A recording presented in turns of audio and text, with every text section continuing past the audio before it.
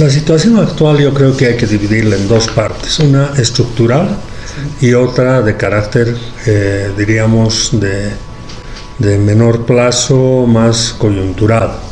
La estructural es que encuentra a los trabajadores con una evolución de una serie de protección de derechos, de sus derechos, pero además una mejora sustancial a lo largo de los años de su nivel salarial, y una serie de otros factores que han permitido que el Ministerio de Trabajo recupere este rol de protección de los derechos de los trabajadores y en diferentes ámbitos estructurales. Y por otra parte tenemos la situación a la que han sido sometidos los trabajadores el año 2020, donde prácticamente este ministerio, de acuerdo a lo que decía la ministra, hubiera sido mejor en términos de costo-beneficio que se cierre, porque se han retraído absolutamente el rol del Ministerio de Trabajo en la protección de los derechos de los trabajadores, que hubiera sido mejor, menos costos que se los cierre.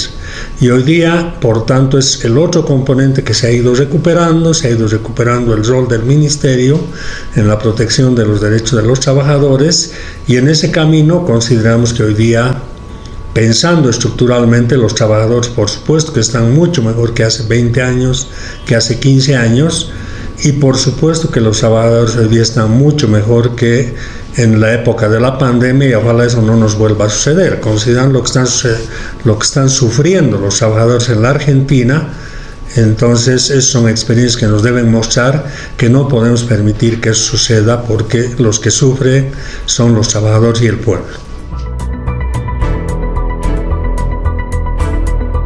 En el año 2023, al cuarto trimestre, es decir, a fines del año 2023, se ha alcanzado una tasa de desempleo del 3.9. Y esta es una tasa histórica, que no es un milagro, no es el resultado de alguna, como se decía, ¿no? Existen una serie de factores externos que han permitido a nuestro país mejorar las condiciones económicas, las cotizaciones de las materias primas, etc. Si hubiera sido así, los resultados de la economía de nuestro país lo hubieran tenido todos los países, porque la mayor parte de los países de nuestra región son exportadores de materias primas, y eso no ha sucedido. ¿Por qué? Porque en Bolivia se implementó el modelo económico, social, comunitario, productivo, que nos ha permitido la expansión de la economía de una manera tan amplia que hoy día no solo se puede hablar de niveles de ocupación relacionados con relación obrero-patronal. Es decir, la economía se ha expandido de tal forma que las personas pueden optar o a un trabajo remunerado, pero también, y todos lo vemos entre amigos, parientes, que pueden generar una oportunidad de negocio propio. Lo mismo ha sucedido con las cooperativas, que se han extendido, particularmente las cooperativas productivas agropecuarias, y por lo tanto la ocupación en Bolivia se explica en esta tasa de 3.9, que es histórica.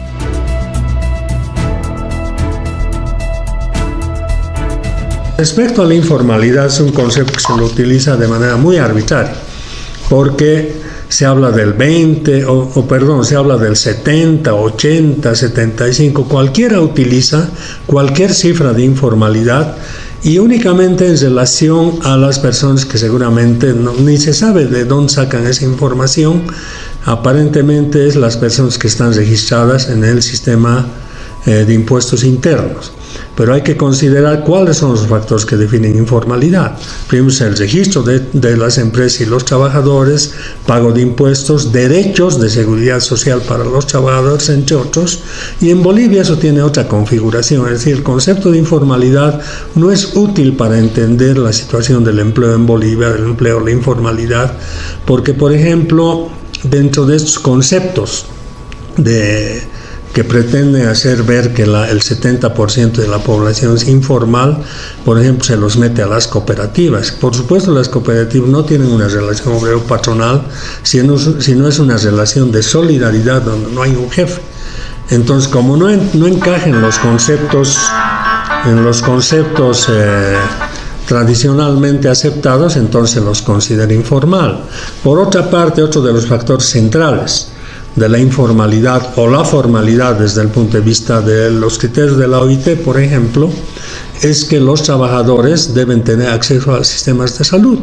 Y en Bolivia, el 100% de las personas, no solo trabajadores, pueden ser por cuenta propistas, cooperativas, etcétera, tienen posibilidad de acceso al Sistema Único de Salud.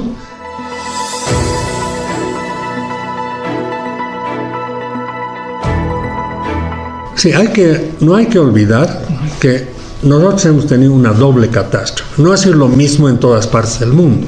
En todas las partes del mundo se ha sufrido la pandemia. En Bolivia hemos tenido doble catástrofe. La primera catástrofe, el golpe de Estado y el desmantelamiento de la economía que han realizado, no solo de la economía, el desmantelamiento de la protección, de los sistemas de protección de los derechos de los trabajadores que ha realizado el gobierno de Yanine Áñez. Entonces, inicialmente hemos tenido ese desastre, porque ya se ha generado un desastre en la economía, se ha eliminado la inversión pública, se han dañado equipos de empresas públicas, y alrededor de abril, por ahí, nuestra economía ya se había caído, y no era por la pandemia. Y luego ha venido el remate de la pandemia, y por supuesto ahí lo que ha sucedido es que las empresas han empezado a echar a la calle a los trabajadores sin protección alguna, y esa ha sido la realidad de lo que nos ha sucedido en ese momento. Descalabro económico, descalabro en la protección de los derechos de los trabajadores, y como le había dicho, en ese momento se echaba a la calle libremente, atribuyéndose el derecho de echar por las circunstancias económicas, y precisamente lo que ha hecho la gestión del gobierno del hermano Luis Arce y de la ministra Verónica Navia es más bien establecer la ley número 1468, que procura constituirse en un freno a la vulneración de los derechos laborales de las y los trabajadores. Es decir, si bien existen factores por los cuales se puede echar a un trabajador que están establecidos en la Ley General del Trabajo, pero un conjunto de personas, empresarios, no todos por supuesto, utilizaban el argumento de la situación económica para despedir libremente a los trabajadores. Entonces, si bien la pandemia y el golpe de Estado ha tirado al suelo todo el rol protector del Estado de los derechos de los trabajadores, en la gestión que se ha logrado recuperar la democracia desde el año 2020, fines del 2020, hasta la actualidad, se han hecho los esfuerzos para recuperar eso, y hoy día cuando nos encontramos con los trabajadores, la anterior semana hemos tenido una rendición de cuentas, los mismos trabajadores reconocen que los esfuerzos que se están haciendo en la actualidad responden a los intereses de los trabajadores.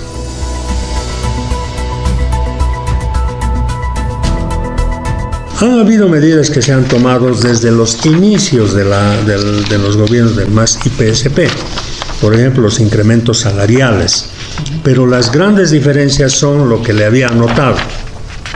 Es que, por ejemplo, con la ley 1468 se establecen normativas que permiten recuperar los derechos de los trabajadores y la posibilidad de que los empresarios no despidan de manera indiscriminada y abusiva.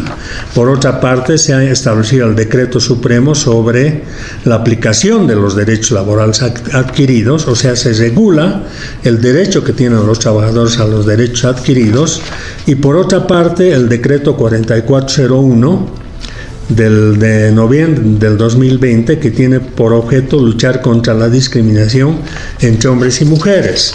Por otra parte, se han establecido una serie de medidas de parte del Ministerio de Trabajo que permiten fortalecer el trabajo. Particularmente se han hecho una serie de actividades que mejoran la atención a los trabajadores, y por otra parte también los indicadores que se han tenido de superación de la tasa de desempleo nos muestran que la última que hemos tenido el año 2023, al cuarto trimestre del 3.9, son medidas que han superado completamente los indicadores anteriores, y lo mismo ha sucedido con la mayor parte de los indicadores, ¿no?, macroeconómicos, de carácter relacionados además con el manejo de la economía y particularmente en los derechos de los trabajadores. Se ha tenido un cambio cualitativo, el mismo que está siendo reconocido por los propios trabajadores.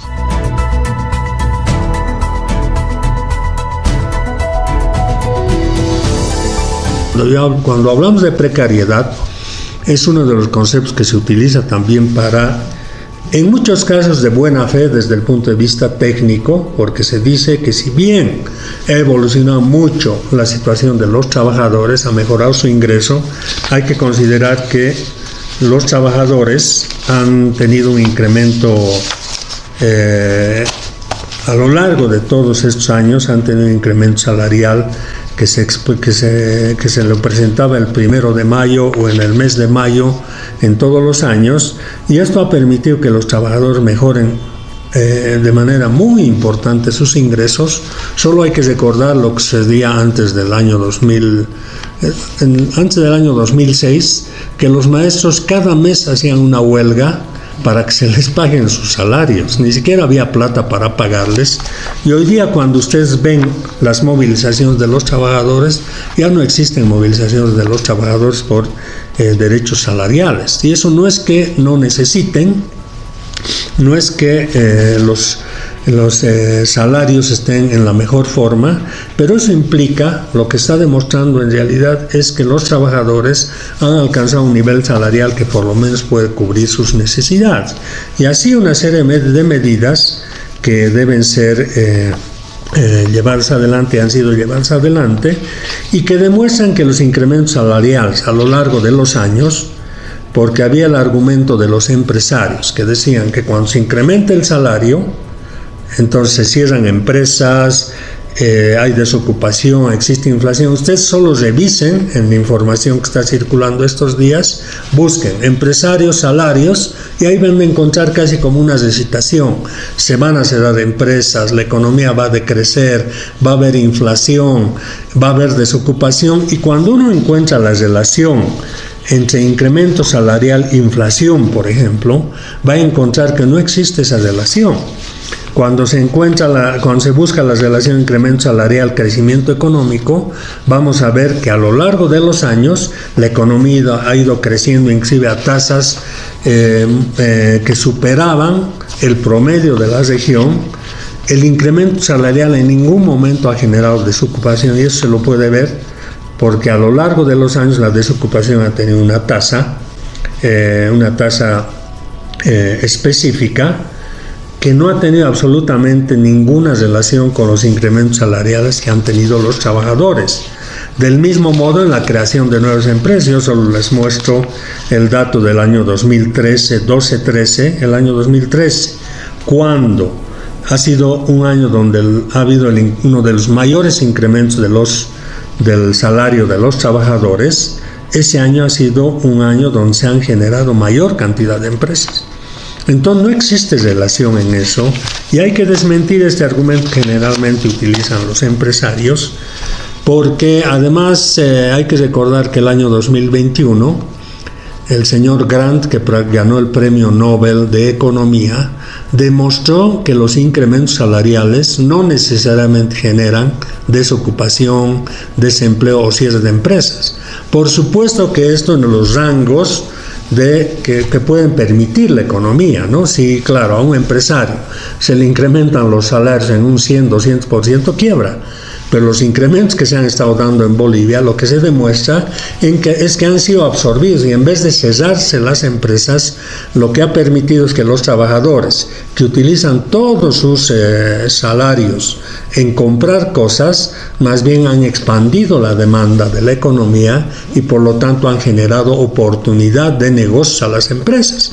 Y esa es la razón, no es nada mágico, es la razón de que el crecimiento de las empresas a lo largo de los años se ha mantenido, las utilidades también han crecido, y por lo tanto no se ha cumplido esa idea de que si es que hay incremento salarial, las empresas se cierran. Eso no es cierto.